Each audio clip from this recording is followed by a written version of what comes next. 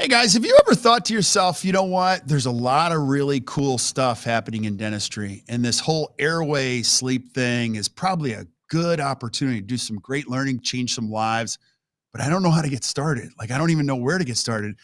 And I'm feeling a little held back because I don't know. Like, I don't know what to do. Well, if you're asking yourself those questions or thinking that, you're in for a treat today. I've got my good friend, Dr. Erin Elliott, on today, and she's going to help us get over some of the resistance we have so we get started on this and we're not held back in dentistry and these great topics like airway and sleep. So stick around, grab a pen, and hit the share button. I know you're going to enjoy this.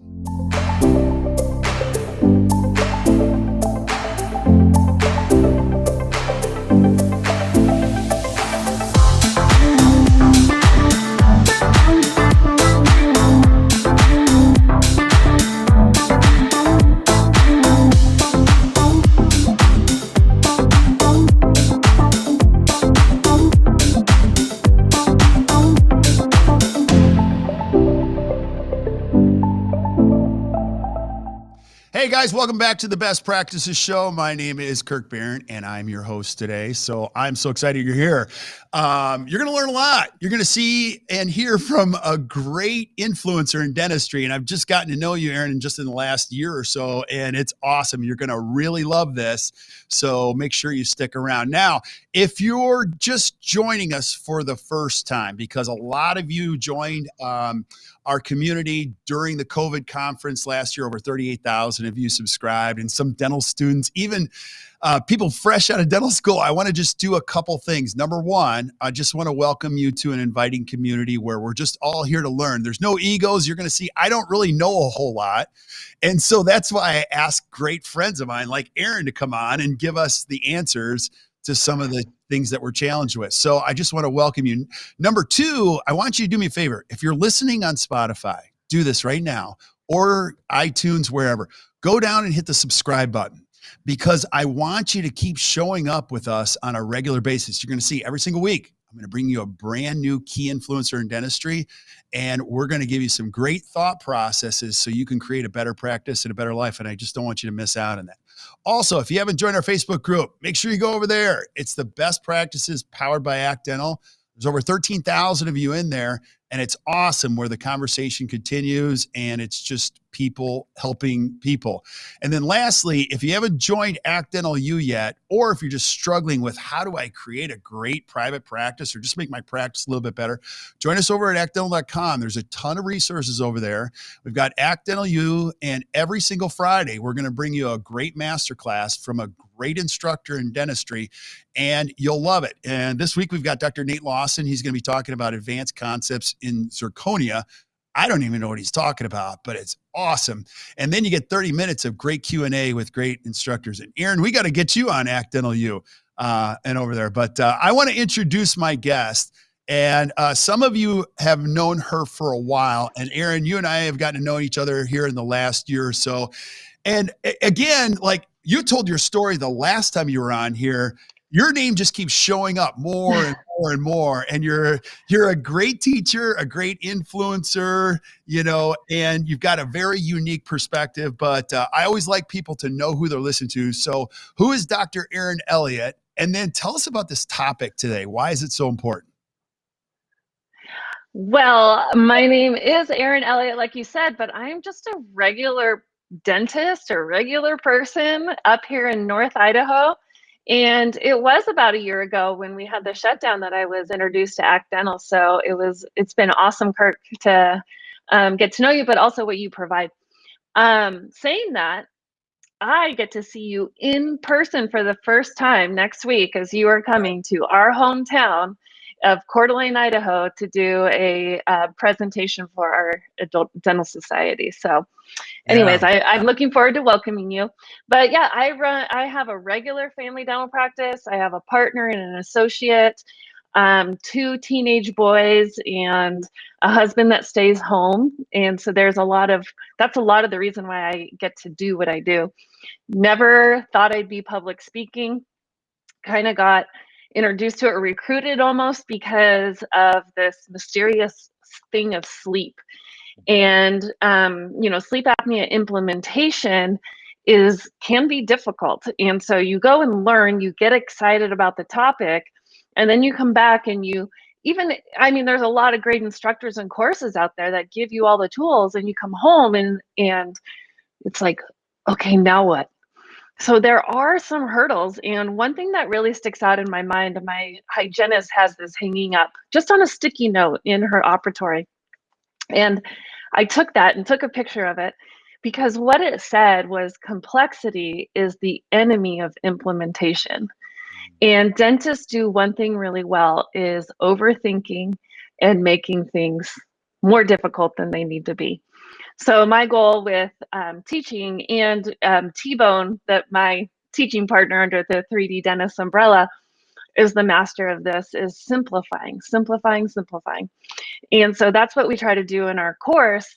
I try to hand over everything I have that I've learned, fast forward the mistakes that I've made in the past, and just step by step give you everything I have. But even then, it's like, oh, I almost take it personally, and hang my head like I have not lived up to my side of the deal. But there's a lot of things that when you get back kind of get in your way. And I did a little lecture one time. It was like the Family Feud, top 7 answers are on the board of what holds you back. Right. And number one is always, and I recently took a poll on the forum that I mentor on from people that have attended the course. And I took a poll. I'm like, why are you not doing as much sleep as you want to? And number one was medical billing. And yeah, medical billing, once you do it, I know it's foreign at first, but if you stick with it, every insurance policy has some sort of policy written out for an oral appliance. And that's how I treat sleep, is we do oral appliances, as well as the help with the testing. So it is possible to get coverage. However, don't let that be a roadblock.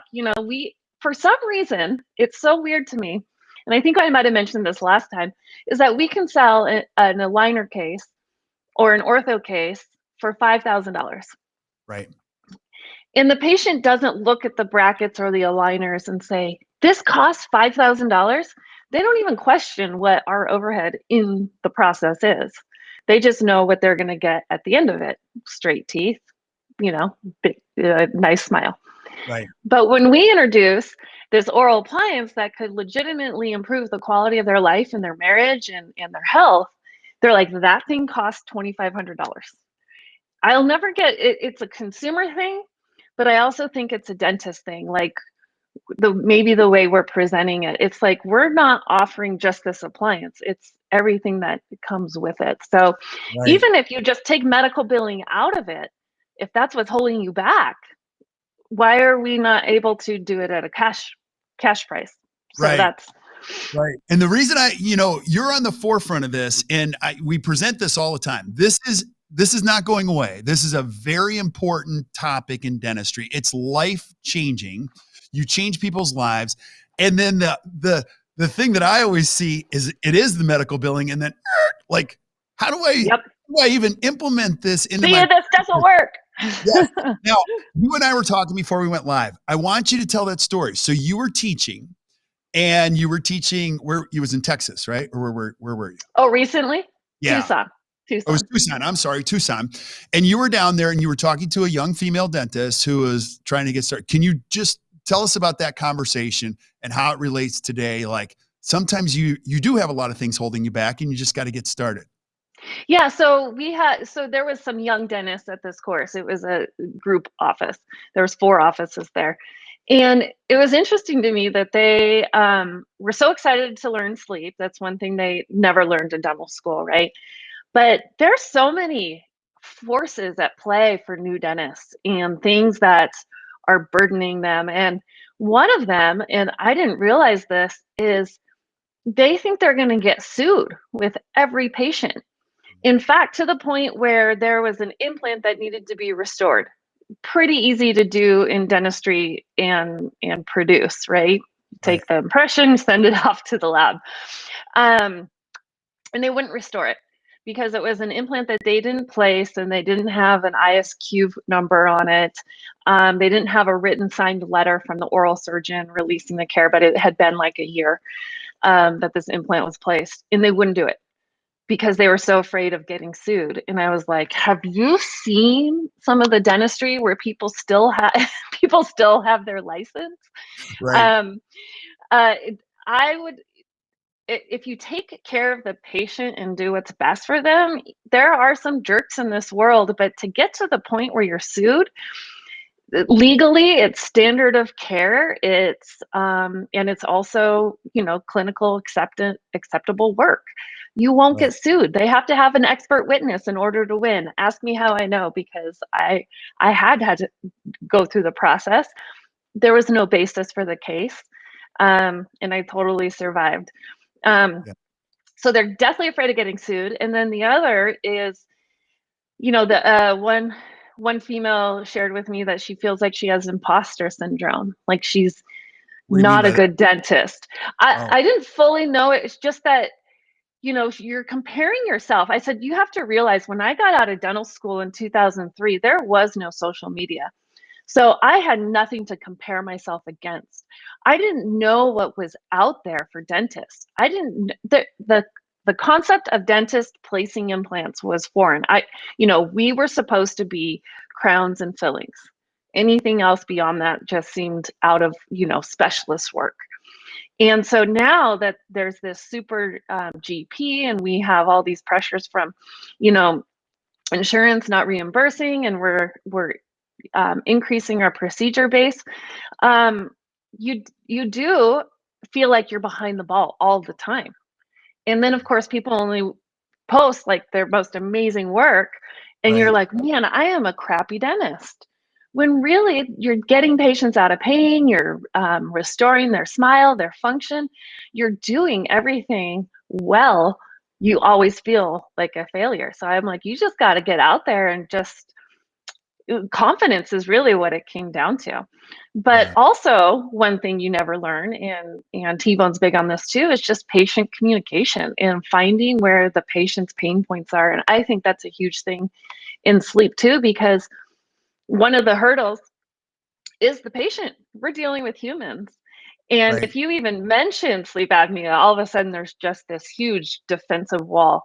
But there's different ways to come at patients for dentistry and sleep.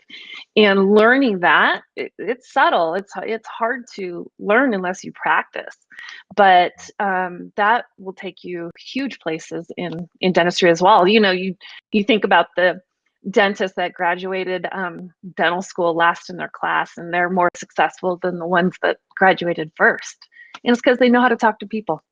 Right. That could be a whole nother episode, because I Yeah. think I know a handful of those people. But go back to this, like you said, the fear of being sued. It's so true. There's only, I love this great profession, but there's only one thing I don't like about it. It's so fear driven. Like there's a lot Yeah. of, and most of the things, you know, you've been doing this a long time. Most of the things you think about, they never happen, you know, like bad things. And you gotta get started. Now go back to the imposter thing, because that does hold people back. You know, I just finished talking to Adamo, and he said the same thing. Like sometimes you can't worry about comparison. You just got to get started. You got to do your own thing.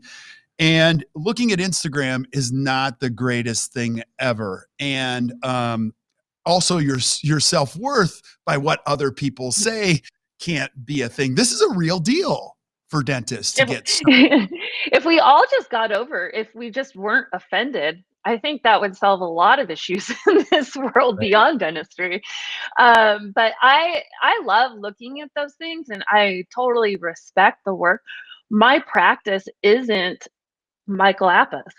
I'm not working on these high aesthetic cosmetic cases. I'm treating families, and keep getting them out of pain, and like I said, just keeping their mouth healthy. And I get to help them improve their smile cosmetically with implants and all of those things. So I think that if we don't compare ourselves, if we know, you know, what we're good at, and go on that path, like there's never a day that I dread going to work.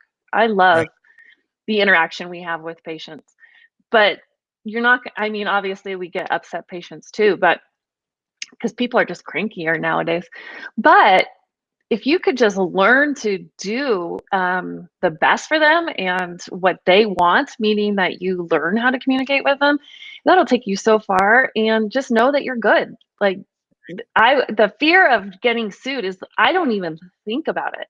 Maybe that's an Right. Idaho thing because we're not litigious here. But Right. that's like the last thing in my mind. Is this the best thing for the patient, for this patient? Right. I don't worry about, I mean, you should read some stories of people, what they've done and still don't, and still have their license. That should make you feel better. Right. Yeah. Compare We hear yourself to the opposite end. for sure. For sure. You know, the education piece is huge. You know, you and T-Bone, you guys are fanatics about education. And so I feel like the airways, the sleep conversation, all of this, it's still relatively, I mean, relatively new to the game as far as, you know, education across the board. But once you start getting involved, it makes sense. Then you just got to put one foot in front of the other. And our good friend, Dr. Mark Murphy, you know, he tells a story about this all the time. He's like, could you learn swimming by watching a video? No, you got to jump in the pool and you got to do a few laps. And then you Just realize, do wow, it. I can figure this out. Right. Yeah, So, maybe you're not ready for the Olympics quite yet, but you got to get started and you may stumble a few times. But if you know what the finish line is and know why we're moving towards the finish line, you'll keep going. It is a little bit of a slow brew too. It's not like you're going to go back Monday and deliver an appliance. So you got to prep the patient, get them tested. So give yourself time and grace as well, but don't think of all the what ifs. Don't right. make it too complex.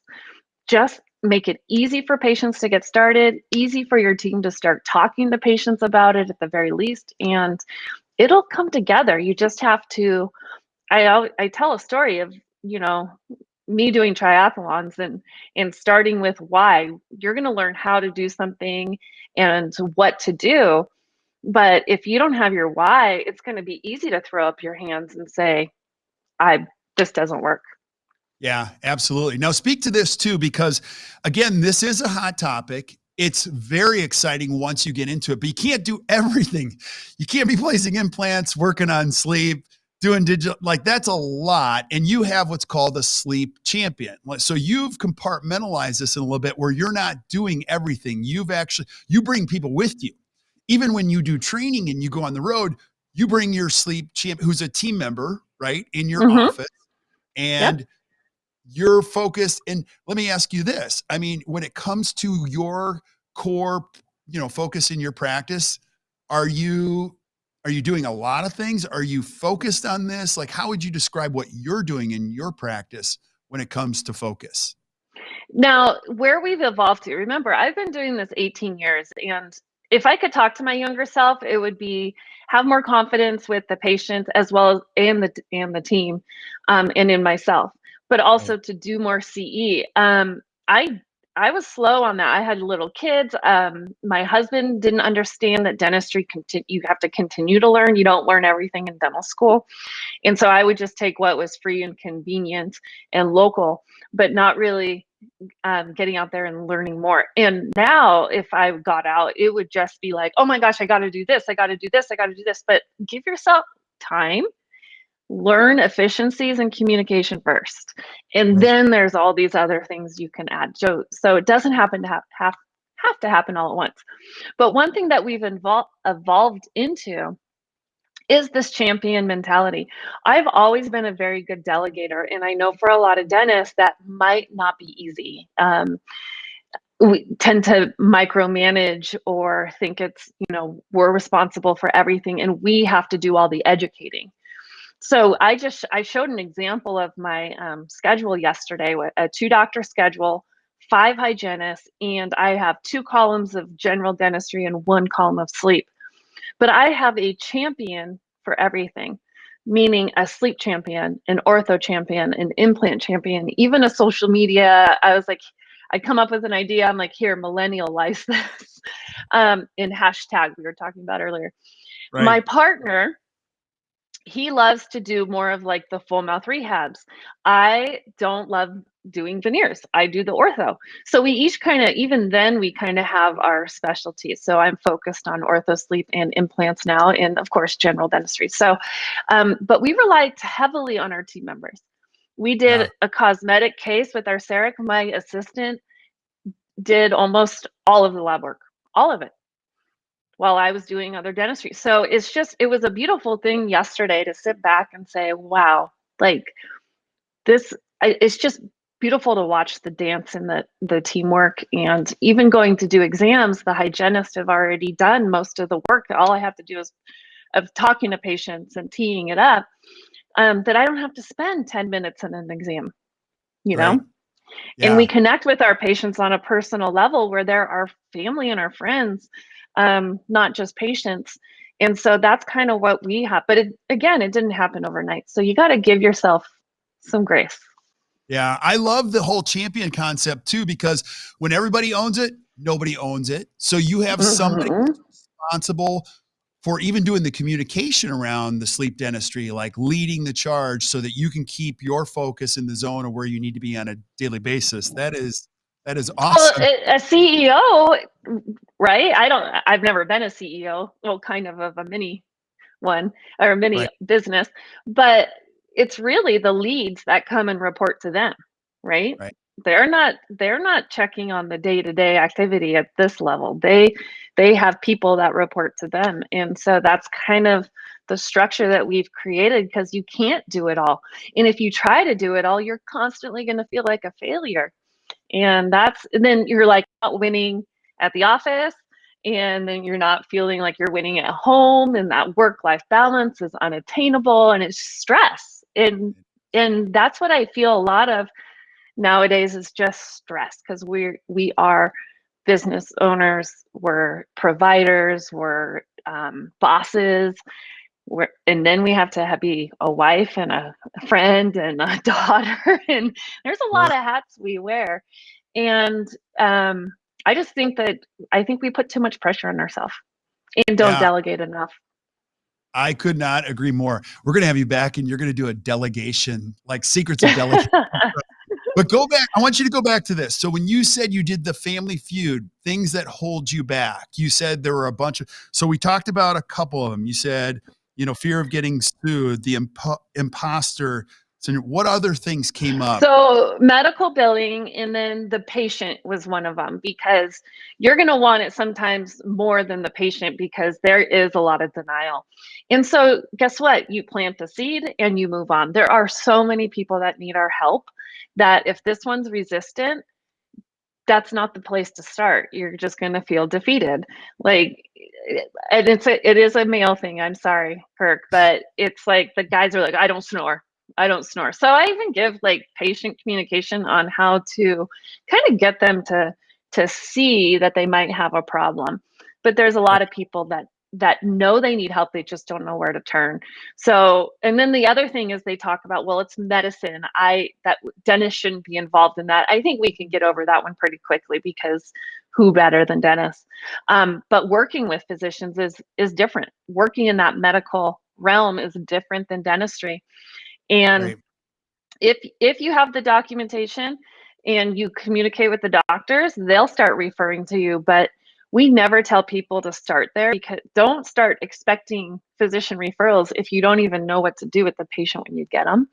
So Right. so many dentists focus on, how do I get referrals? Well, you need to start within your own four walls for the people that need your help there, and team members and their spouses and family members, just to get the system and the flow. The other is side effects, like bite changes, potential bite changes. Right. Kind of get, we were brainwashed in dental school to think that you had to have a perfect class 1 canine guidance occlusion, and that would like cure cancer. There are some side effects to an appliance, not nearly as much as surgery or CPAP, I think. And bite change doesn't happen in every patient. And if it does, they're getting oxygen, which is pretty important. And you can always find your way out of it. People aren't getting sued for that if you tell them ahead of time. Right. Then we also have, I think, getting people to see the value of it. So you finally get them into the test. They were willing to do that, and then they just don't see the value in moving forward to the appliance. So we kind of give some tools and recommendations on that. And is it how we're presenting it? We're not finding their pain points, right? If one thing I always hear is like, I don't understand. I talk to all my patients and I educate them, and automatically when I hear and I educate them, I think, well, that means you're doing all of this and your patient is somewhere else. Right. No one likes to be lectured to. So yeah. Now there's a lot of things that I love your mindset on things. Now, the other thing you shared with me last time, you don't practice in some place where you've got all of these resources for you. You know, when it comes to myofunctional therapists, you shared like you're making a way, and you actually shared your bracelet, like you find a way. Do you know what I mean? So, and the reason I say this, Erin, is because a lot of people might be watching this going, yeah, so easy for you. Like you've got all these resources. You don't have a lot of those resources. You're making it work on 3 days a week and finding a way so that it doesn't hold you back.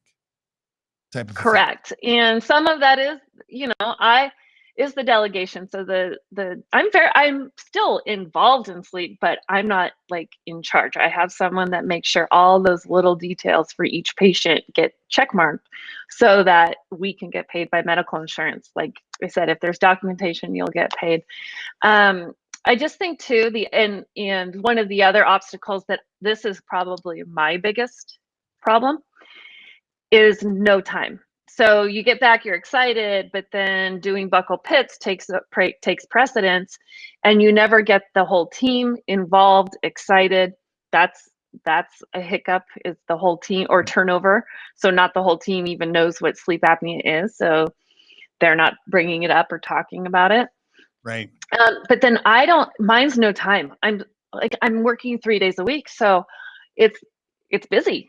And then I just never take the time to implement something. Like we finally got a digital camera, and I had it in the box for probably a month before we started using it on just even all new patients.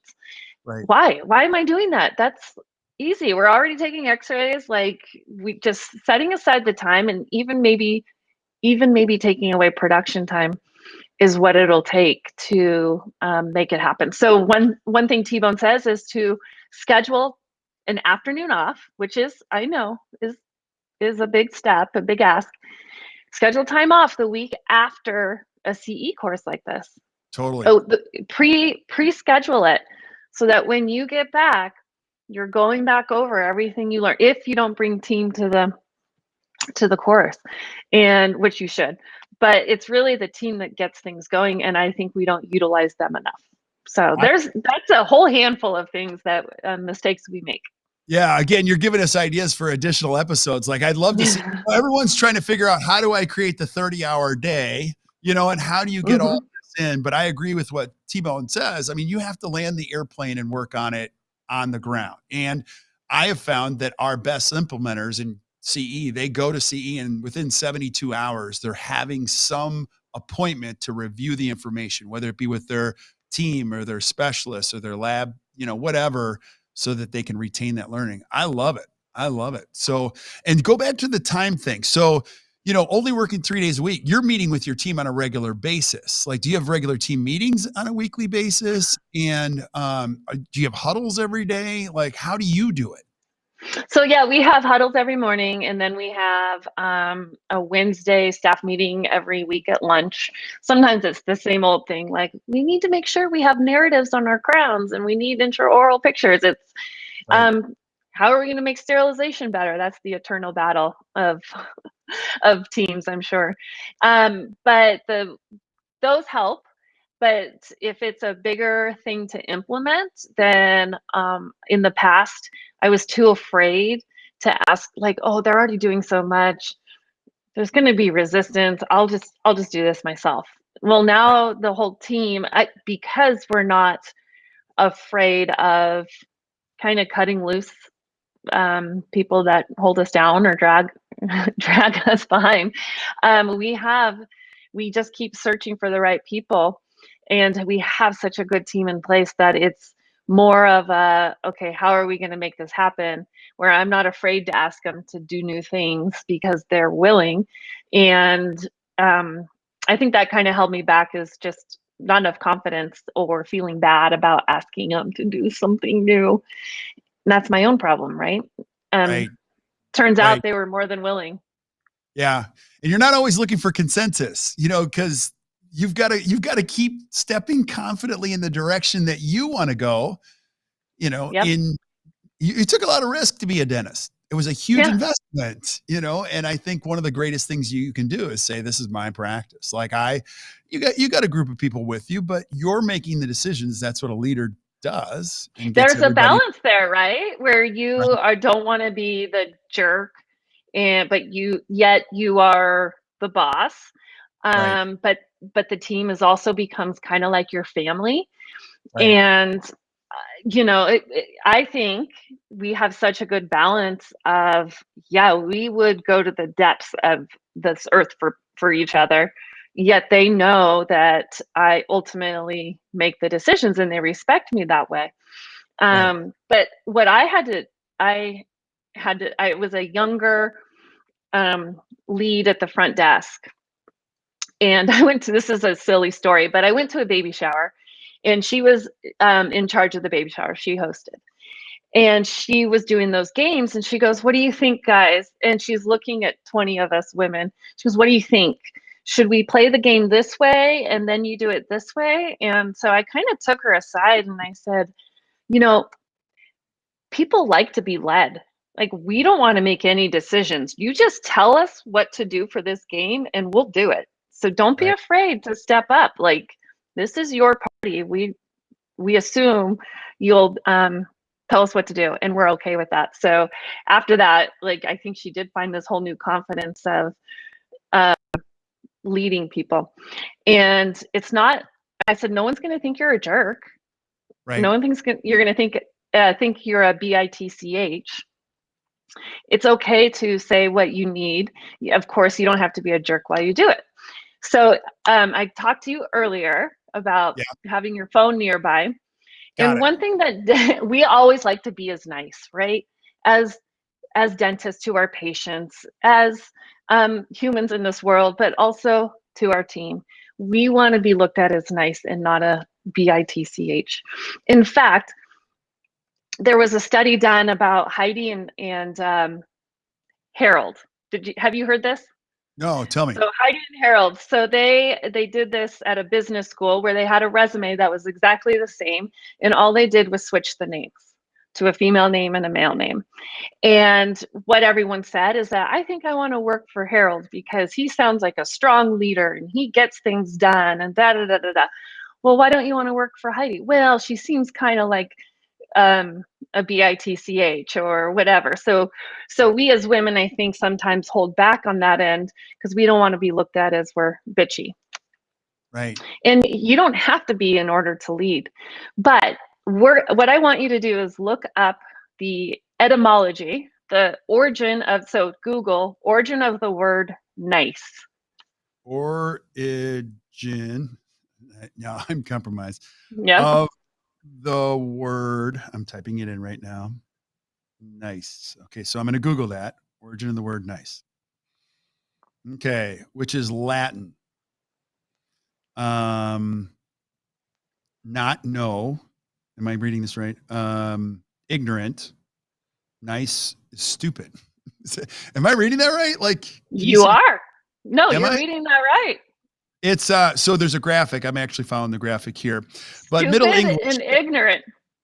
in the sense stupid from Old French, from Latin, necessus, ignorant from necere, not know, other early since. Okay, interesting. So my message is tell me what that means in your message. Stop being nice. Wow. It doesn't mean not to be nice, but it means that people are okay with you leading them, and it's not being a jerk to have certain expectations that you expect them to meet. And if you have to correct them, they have given you permission just by being your employee. By you signing their paycheck, they have given you permission to lead them. It doesn't mean be a jerk. It doesn't mean boss them. It means to hold certain expectations and expect them to meet them. And I'll tell you what, when I walk by and I hear my team member say, I love my job, or we accomplish like a really tough case and we group together and I'm just like, yes, guys, we did it. Like they get the same satisfaction that we do because we are in it together. And so really, if you think of employees as commodities, then they might not give that extra effort. The other thing is if you have to let someone go, I know it seems not nice, but that might not be the best position for them. I like to, what I call, celebrate our strengths. So my ortho champion absolutely hates blood. Well, guess what? I'm not going to make her help me with extractions if she's going to pass out.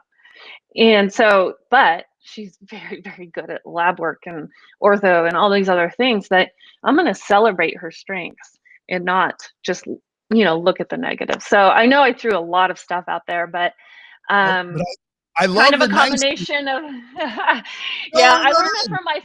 I learned that from my friend Ryan Jovenbach, so I can't take full credit for it, but it's pretty profound when you see it that way.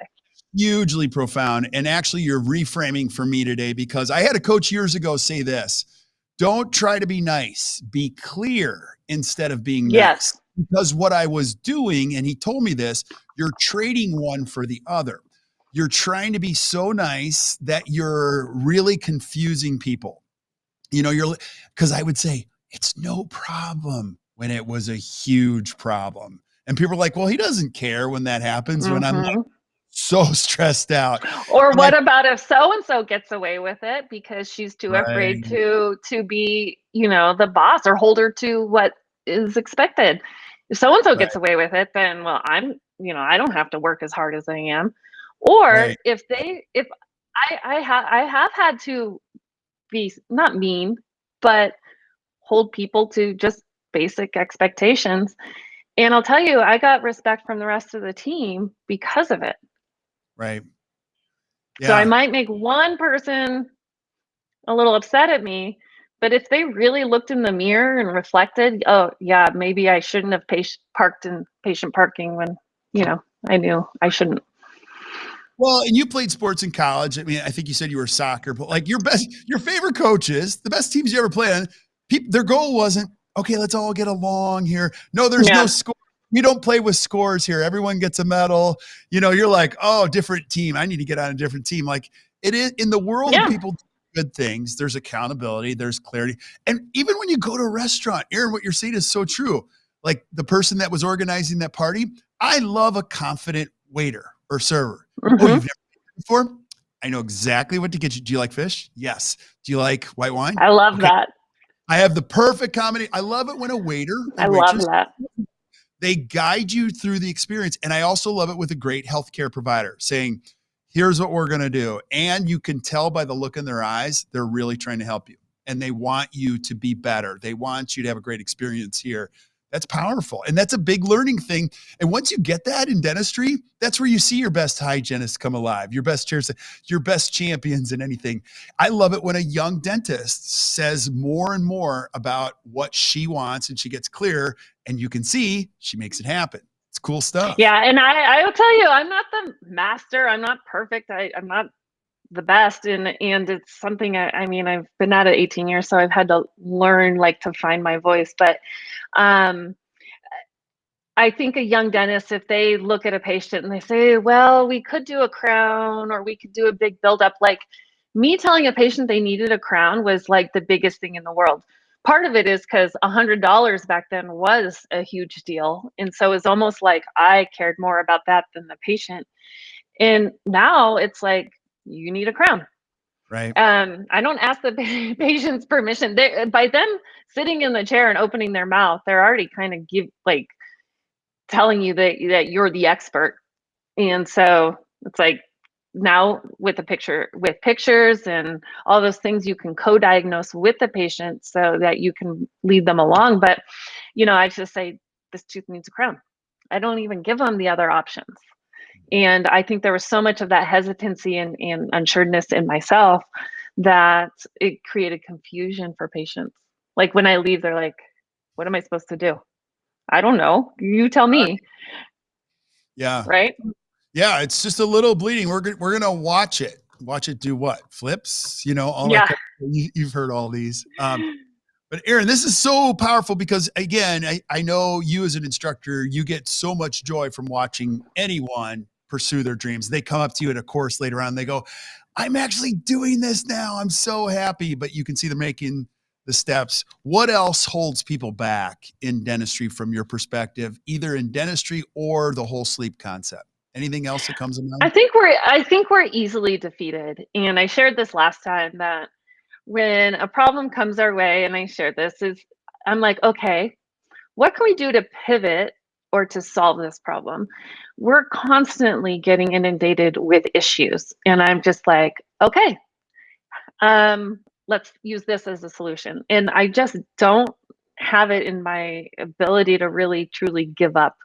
Right. If it's important to me, we will find a way. And it's that pivot, figuring it out. I got a new bracelet actually. Ooh. There you go. New Tell design. people, you told us last time, but if somebody didn't hear it, what does it stand for? Figure it out, stupid or silly, depending on your audience. So figure it out. We're every day in life, we're going to get things thrown at us that doesn't go according to plan. So what can we do to solve the problem? If it's important to us, like obviously every tooth, what if the cusp breaks off that you were doing an onlay on? Okay, then we need to pivot. So there's just, I think it's just that mentality of we will make this happen. Yeah, I love it. I love it. So cool. Well, I always enjoy our conversations. I mean, I think you're an incredible teacher, influencer in dentistry. I know people are going to want to reach out to you, find out more. I also want you guys to tell us about your courses. You guys have a whole new lineup of courses. Tell us about that. So we have a course in Raleigh, North Carolina at the end of March. That's almost sold out, but interestingly, March 12th and 13th is a more intimate group. So we really do want to get more people in there, only because having T-Bone, like time from him in such a small setting is pretty priceless. But 3D Dentist also has a new retreat center where we can stay right there all together. And that's really where the real learning, I think, and conversations take place. So it's a unique opportunity, but it's right around the corner.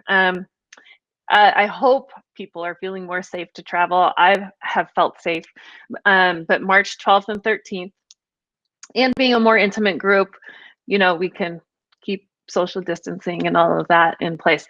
So that is a sleep apnea implementation. Even though we're called 3D dentists, it's not focused on my course is not focused on technology. It's focused on sleep workflow. Not digital workflow, but sleep workflow. You don't have to own a cone beam. And then we're joining up with or using their facility, Implant Pathway in Phoenix, for the West Coast people.